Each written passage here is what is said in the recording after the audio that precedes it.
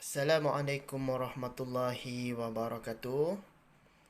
Kita bertemu lagi dalam kuliah kita secara rakaman untuk subjek Pidato Bahasa Melayu CPA 1032. Bersama-sama dengan saya, Dr. Hairun Nizam bin Muhammad Nor.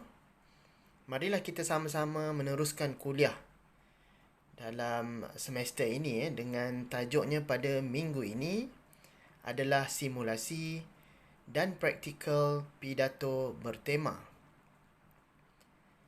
Kalau kita lihat pada 2 minggu yang sudah, dalam tempoh 2 minggu yang lepas, kita telah sama-sama mengetahui, memahami dan mempraktikkan secara simulasi pidato bersandarkan kepada motivasi.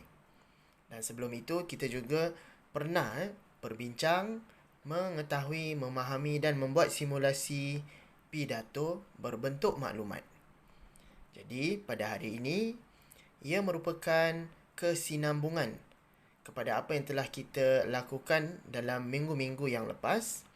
Dan kali ini kita memfokuskan kepada bagaimanakah agaknya kita ingin menyampaikan ucapan kita, syarahan kita ataupun pidato kita apabila ianya bertema.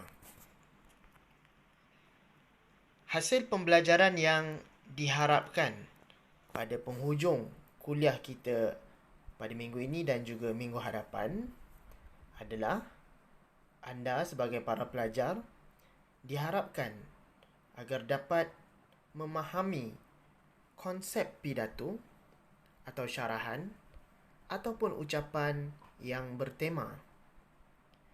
Seterusnya, anda diharapkan untuk mengetahui serta membezakan tema-tema dalam pidato, syarahan dan juga ucapan. Kemudian, yang ketiganya adalah anda diharapkan agar dapat menyampaikan pidato anda atau syarahan anda ataupun ucapan anda secara bertema.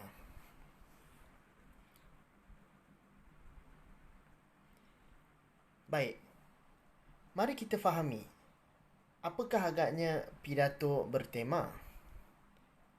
Kalau dilihat kepada kebiasaan ataupun kepada praktis dan juga normanya di luar sana, pidato ataupun syarahan ataupun ucapan bertema ini biasanya mengikut ketetapan penganjur ataupun mengikut ketetapan jenis majlis ataupun occasion.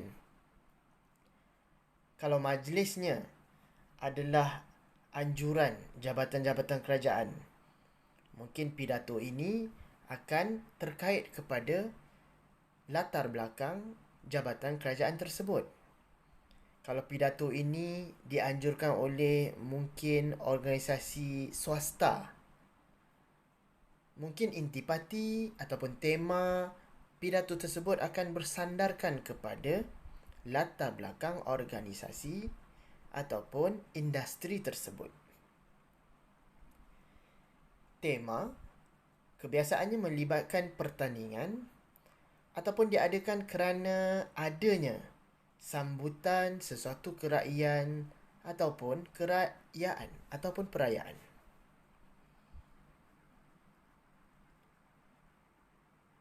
Untuk itu, bagi pidato-pidato mutakhir ini, kita lihat ianya lebih banyak cenderung ke arah pidato yang dianjurkan kerana pertandingan.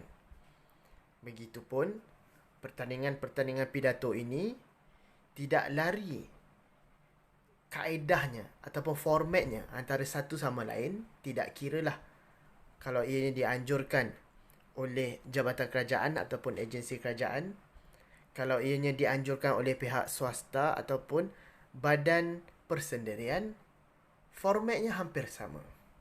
Kalau ada perbezaan pun mungkin serba sedikit daripada tajuk-tajuknya ataupun temanya, dari segi jangka masanya, dari segi fokus perbincangan pidatonya dan sebagainya. Jadi saya kongsikan kepada anda salah satu contoh bagi kita memahami pidato secara bertema ini, iaitu apabila kita melihat formatnya. Pidato ataupun syarahan biasanya berdasarkan satu-satu tajuk tertentu dan ia dipertandingkan. Pidato atau syarahan ini membincangkan tajuk-tajuk yang bersifat formal. Dan kita harus faham bahawa format pidato memerlukan kata alu-aluan. Contohnya kalau saya ambil di sini, saya petik dari satu sumber di internet. Mungkin ini adalah satu pertandingan pidato di peringkat sekolah. Jadi kata alu-aluannya adalah seperti berikut. Terima kasih kepada Tuan Pengerusi Majlis, Tuan Guru Besar, guru-guru penolong kanan, para hakim yang adil, guru-guru dan rakan-rakan sekalian. Selamat sejahtera, saya ucapkan. Jadi kata alu-aluan seperti ini umpama seperti satu kewajipan. Terutama apabila kita mengalu-alukan ucapan terima kasih itu kepada Tuan Pengerusi Majlis. Ia seperti satu bentuk kewajipan bagi sesuatu pertandingan pidato. Dan kemudian alu-aluan untuk div-div kehormat. Serta para hakim. Kerana hakim akan mengadili, hakim akan memberikan pemarkahan kepada pidato kita, maka kita perlu alu-alukan mereka.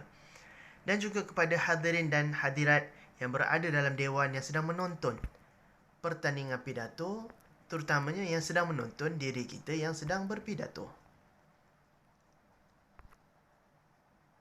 Kemudian, gunakanlah ungkapan hadirin sekalian ataupun hadirin dan hadirat sekalian, tuan-tuan dan puan-puan yang dirahmati Allah, tuan-tuan puan-puan yang saya muliakan dan sebagainya, ataupun ungkapan yang seumpamanya untuk kita wujudkan suasana berpidato ataupun suasana bersyarah. Dalam hal ini, ia seperti penengah kepada mungkin beberapa isi yang kita ada.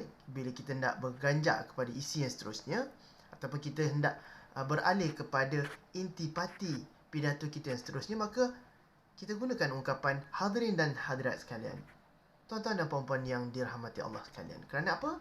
Kerana salah satu daripada fungsinya adalah untuk menunjukkan kepada audience, untuk menunjukkan kepada penonton bahawa kita sedang beralih kepada satu premis yang lain setelah kita selesai dengan hujahan premis yang sebelumnya. Ianya juga seperti satu bentuk signal kepada penonton untuk bersedia bahawa kita akan menyampaikan sesuatu yang lain daripada fakta ataupun informasi yang sebelumnya. Hadirin dan hadirat sekalian, marilah kita berpindah kepada premis yang seterusnya. Ataupun hadirin dan hadirat sekalian, seterusnya saya ingin mengungkapkan, itu adalah contoh apa fungsi hadirin dan hadirat sekalian sebagai satu ungkapan. Kemudian, bagi format pidato bertema ini juga, kita harus faham bahawa perenggan kedua, ketiga dan keempat ataupun premis kedua, ketiga dan keempat merupakan satu bentuk huraian dan disertakan dengan contoh. Dan sekiranya anda mempunyai lebih daripada perenggan ataupun premis kedua, ketiga dan keempat, tidak ada masalah. Akan tetapi kebiasaannya kita menghuraikan dan kita melazimi dengan pemberian contoh sebagai satu bentuk penegasan ataupun penerangan tambahan kepada huraian dan juga isi yang kita hujahkan. Kemudian untuk bahagian penutup, pemidato ataupun pensyarah mungkin boleh membuat penegasan akan tajuknya ataupun memberikan ataupun membacakan serangkap pantun yang berkaitan, sama ada pantun itu yang merupakan pantun yang biasa kita dengari atau pantun itu adalah satu pantun yang kita baru sahaja reka untuk mengiringi pidato kita dan juga tema yang diberikan. Dan sebagai pemidato juga, dalam kebanyakan pertandingan memerlukan untuk kita melazimi ataupun seperti mana di peringkat awal tadi kita memberi salam, maka kita juga perlu lazimi dan mungkin menjadi wajib untuk kita memberikan ucapan terima kasih. Sekian, wabillahi taufiq wal hidayah. Wassalamualaikum warahmatullahi wabarakatuh. Terima kasih. Itu contoh. Okey.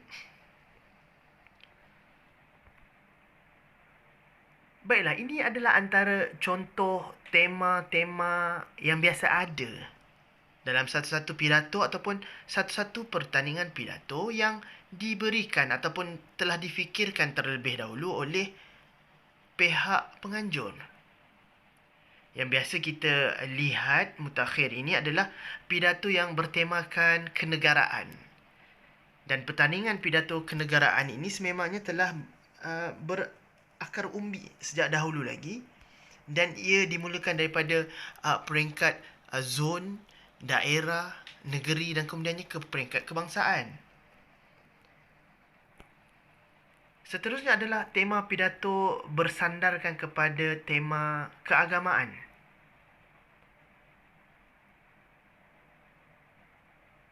Lazim juga untuk tema-tema pidato ini berkait dengan isu-isu semasa, berkait dengan tema kebudayaan, amalan-amalan mulia serta tema pidato yang bersandarkan kepada sambutan perayaan ataupun hari keramaian atau hari kerakyatan. Contohnya seperti hari kemerdekaan, sambutan hari Malaysia dan sebagainya.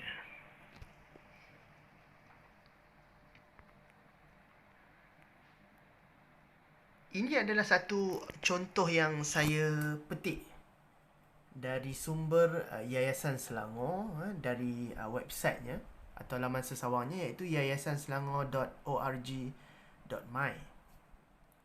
Yayasan Selangor ada menganjurkan pertandingan debat Yayasan Selangor kali ke-12, dan debat ini juga menyandarkan tajuk-tajuk yang kurang lebih sama dengan pertandingan pidato yang dianjurkannya. Contohnya adalah seperti berikut. Ini adalah antara tajuk-tajuk yang diambil oleh pihak penganjur ataupun disediakan oleh pihak penganjur untuk pertandingan debat ini, yang juga boleh menjadi tajuk-tajuk ataupun tema bagi pertandingan pidato.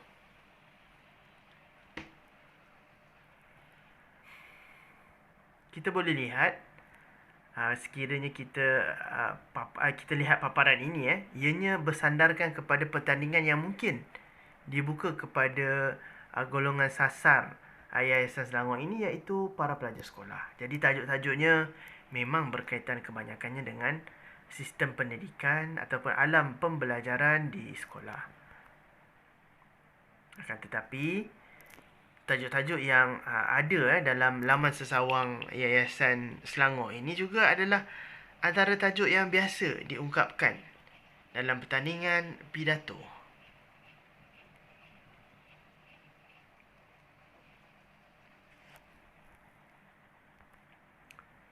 Baik, seterusnya saya ambil satu contoh lagi dari laman sesawang Kementerian Perumahan dan Kerajaan Tempatan, di mana mereka menganjurkan pidato bertema habitat.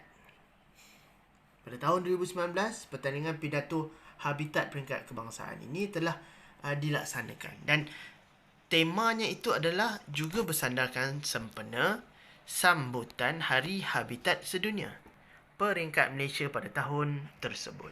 Jadi seperti yang saya nyatakan dalam slide saya terdahulu, pertandingan pidato juga bersandarkan kepada sambutan hari-hari kerakyatan tertentu.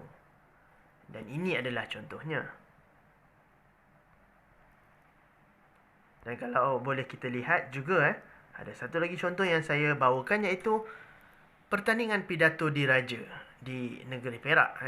Anda boleh lihat kepada pautan YouTube ini dan kemudian anda boleh saksikan bagaimana di dalam video tersebut ditunjukkan pertandingan akhir pidato diraja 2018 peringkat sekolah menengah di negeri Perak, kelolaan pejabat Sultan Perak, pejabat setiausaha kerajaan negeri dan Jabatan Pendidikan Negeri Perak bertemakan kesetiaan kepada raja. sempena ulang tahun keputeraan Duli Yang Maha Mulia Paduka Seri Sultan Perak Darul Rizwan.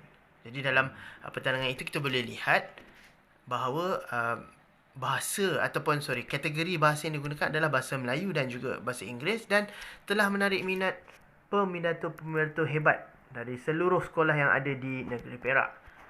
Dan anda boleh melihat bagaimana mereka mengungkapkan isi, huraian, fakta serta contoh-contoh dalam pidato mereka, dalam hujahan pidato mereka dengan begitu bernas dan sangat menarik minat penonton, terutamanya penonton diraja, iaitu Duli Yang Maha Mulia Paduka Seri Sultan Perak Darul Rizwan.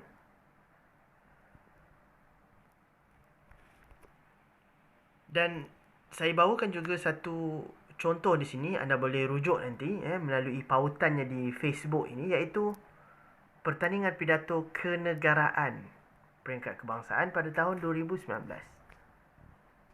Dan dalam pidato kenegaraan peringkat kebangsaan ini, kita boleh lihat bahawa bahasa yang digunakan adalah baku. Itu yang pertama. Keduanya, gaya, susunan, isi kandung, hujahan serta contoh yang digunakan tak kaku.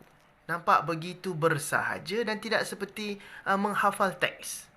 Dari intonasi, gaya yang disampaikan oleh para pemidato kenegaraan di peringkat kebangsaan pada 2019 ini sangat memukau kerana mereka juga memasukkan elemen-elemen kreativiti di dalam pidato mereka supaya tidak kelihatan terlalu formal, terlalu kaku, bahkan ianya boleh menjadi satu bentuk persembahan yang syarat dengan informasi dan syarat dengan hiburan, ataupun terselit sedikit unsur hiburan di situ. Jadi saya bawa satu lagi contoh, iaitu pertandingan pidato alam sekitar di peringkat kebangsaan tahun 2018. Pertandingan pidato alam sekitar peringkat kebangsaan ini sebenarnya dah berlangsung berpuluh-puluh tahun yang lepas. Dan saya sendiri secara peribadi pernah menyertai pertandingan pidato alam sekitar ini pada zaman persekolahan saya, iaitu pada tahun 1995, iaitu semasa saya tingkatan 2 dan tingkatan 3. Yang nyatanya pertandingan pidato alam sekitar ini sudah tentulah berkaitan dengan temanya sangat takhasus, yang sangat terkhusus, iaitulah pidato yang berkait dengan tema alam sekitar. Jadi kalau kita boleh lihat di sini, ini adalah syarat-syarat ataupun kaedah pelaksanaan pidato ini, yang mana ianya terbahagi kepada bahasa Melayu dan bahasa Inggeris. Ada peringkat awalan dan akhiran di dalam pertandingan pidato ini. Dan kemudian apakah durasi rakaman video yang kemudiannya perlu dipost ke dalam internet. Mungkin platformnya adalah Facebook page, Rakan Alam Sekitar dan sebagainya. Jadi begitu jugalah dengan penganjuran pidato oleh pihak-pihak yang lain, di mana mereka mempunyai kaedah pelaksanaan ataupun undang-undang ataupun peraturan penyertaan pidato ini yang unik, yang berbeza salah dengan yang lain, akan tetapi asasnya tetap sama, iaitu mereka setiap pidato ini mempunyai tema yang telah ditetapkan. Setiap pidato ini boleh disampaikan sama dalam bahasa Melayu, bahasa Inggeris, maupun dalam bahasa Arab ataupun bahasa-bahasa lain. Kemudian pertandingan pidato ini ada tempoh masa yang perlu diikuti.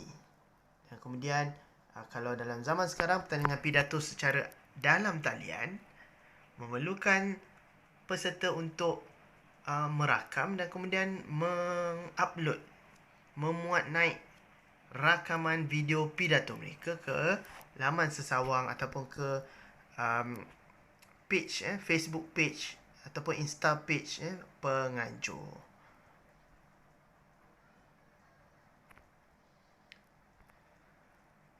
Okey, seterusnya. Ini adalah tema-tema pidato yang saya baru fikirkan. Adakah ianya nampak relevan? Mari kita lihat. Tema-tema pidato yang saya boleh fikirkan adalah antaranya kemudahan internet, nyawa untuk pembelajaran era baharu.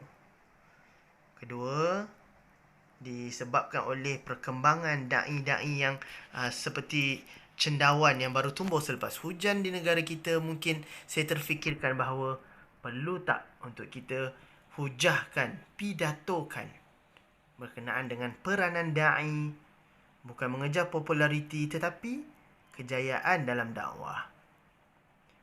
Yang ketiga adalah tema pidato yang biasa kita dengari dari zaman kita kecil-kecil dulu, iaitu alam sekitar sumber pembangunan ketamadunan bangsa.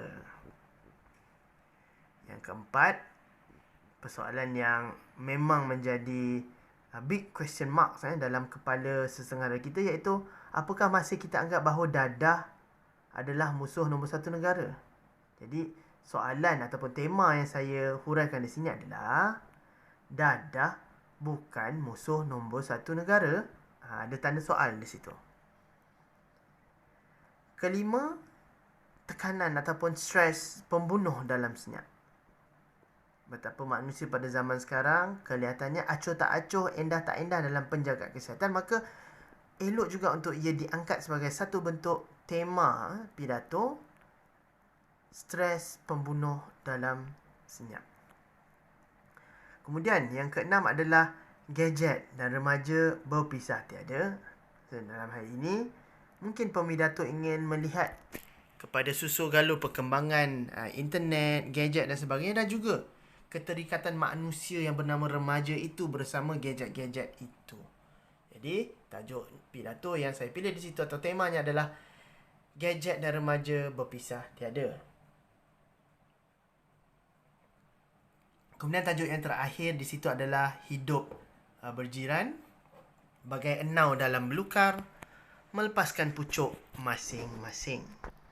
Nama saja berkongsi dinding, berkongsi lantai, berkongsi bumbung dengan jiran sebelah, tapi kita tak pernah nak endahkan perkembangan jiran sebelah dan sebagainya pada zaman sekarang.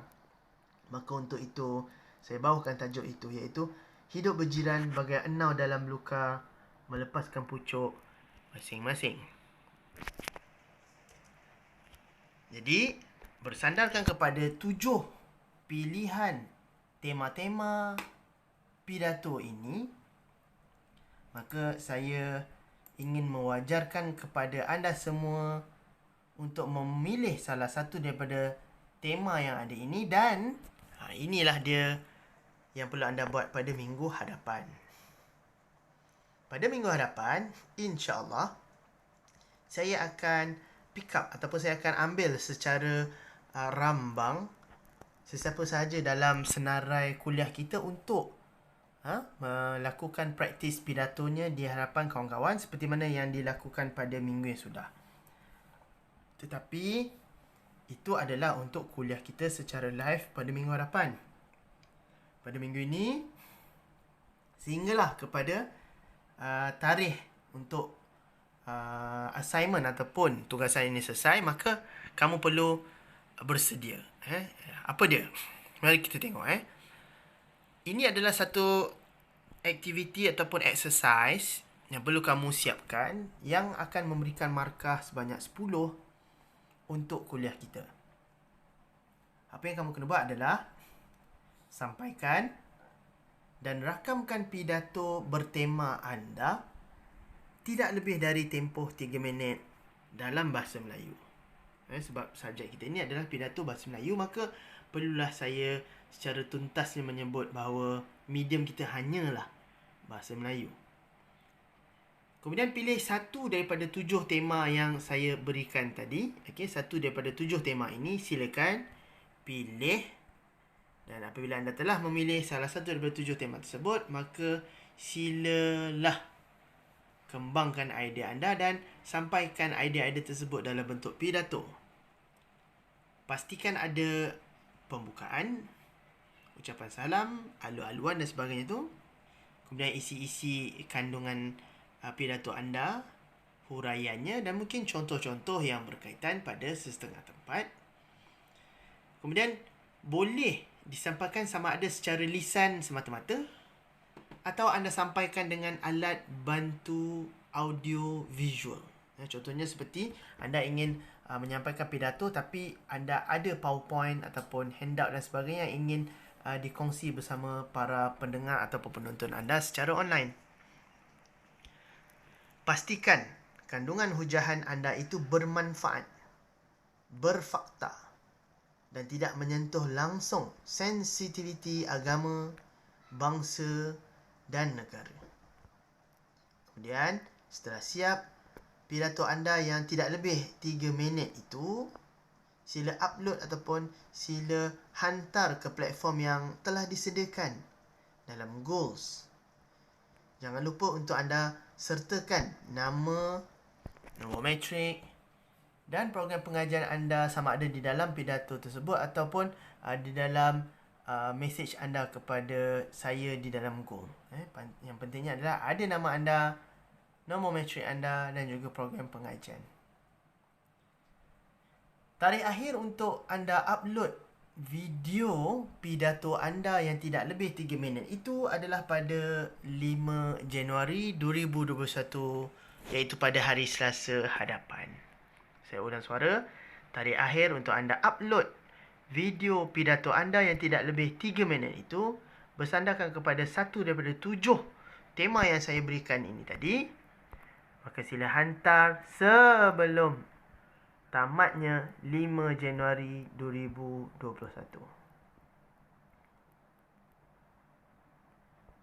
Okey, anda ada sangat banyak masa dan pidato yang perlu anda sampaikan itu sebenarnya sangat simple, sangat mudah. Okey, jadi sila pastikan anda boleh selesaikannya insya-Allah. Jadi, pemarkahan untuk assignment ataupun tugasan pidato bertema ini adalah sebanyak 10 markah dan saya pecahkan kepada 3 kategori. Pertamanya adalah sekiranya anda mempunyai format penyampaian yang baik, iaitu ada pembukaan, ada kata alu-aluan, isi tersusun, penutup, ucapan terima kasih dan sebagainya, maka maksimum markah adalah 2. Sekiranya anda jaga isi kandungan pidato anda, isi-isinya berkaitan, fakta-faktanya menarik, fakta-faktanya menunjukkan refleksi kepada isi, huraian, contoh, saling berkaitan, kemudian tersusun dengan baik, maka untuk itu 4 markah saya akan berikan kepada anda di situ. Dan yang seterusnya adalah sekiranya anda boleh sulamkan elemen-elemen kreativiti dan juga mempunyai kaedah penyampaian pidato yang menarik, maka anda akan dapat maksimum 4 markah di situ. Jadi secara totalnya anda akan dapat 10 markah untuk aktiviti pidato bertema kita pada kali ini. Jadi itu saja dari saya. Sebarang persoalan bolehlah ditanyakan terus kepada saya melalui WhatsApp group kita, insya-Allah. Sekian. Assalamualaikum warahmatullahi taala wabarakatuh. Alhamdulillah, alhamdulillah, alhamdulillah. Maafkan saya sekiranya ada sebarang kesilapan kata-kata dan juga fakta di dalam kuliah kita pada kali ini. Wallahu alam bissawab.